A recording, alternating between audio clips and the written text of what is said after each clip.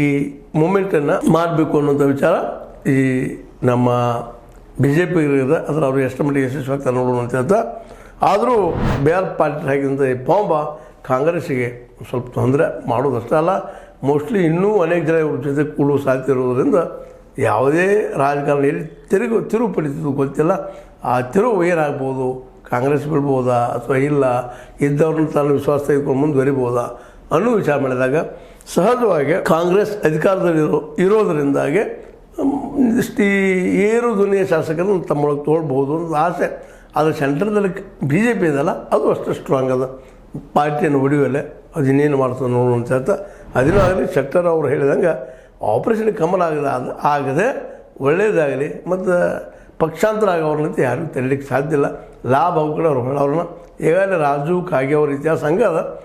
ಹೀಗಾಗಿ ಏನಾಗ್ಬೋದು ಏನಿಲ್ಲ ಅನ್ನೋದನ್ನು ಮುಂದಿನ ನೋಡೋಣ ಅಂತ ಹೇಳ್ತಾ, ಲಂಚದ ಧ್ವನಿ ಮಾತ್ರ ಜೋರು ಹಿಡಿತಾ ಇದೆ ದಿನಕ್ಕೆ. ಮತ್ತು ನಮ್ಮ ಸಿದ್ದರಾಮಯ್ಯವ್ರಿಗೆ ಇದು ತೊಂದರೆ ಆದರೂ ಆಗ್ಬೋದು ಅಂತ ಹೇಳ್ತಾ, ಇದು ನಿಮಗೆ ಲೈಕ್ ಆಗಿರ್ಬೋದು, ಲೈಕ್ ಮಾಡಿ, ಶೇರ್ ಮಾಡಿ, ಕಾಮೆಂಟ್ ಮಾಡಿ, ಜೊತೆಗೆ ಸಬ್ಸ್ಕ್ರೈಬ್ ಆಗೋದು ನಿಲ್ಲಿಸೋಗೋಬೇಡ್ರಿ. H60 ನ್ಯೂಸ್ ಅರ್ಥಾತ್ ಚಿತ್ತರಾಮಿದು ಸತ್ಯದ ಕೈಗಳಲ್ಲಿ ವಂದನೆಗಳು.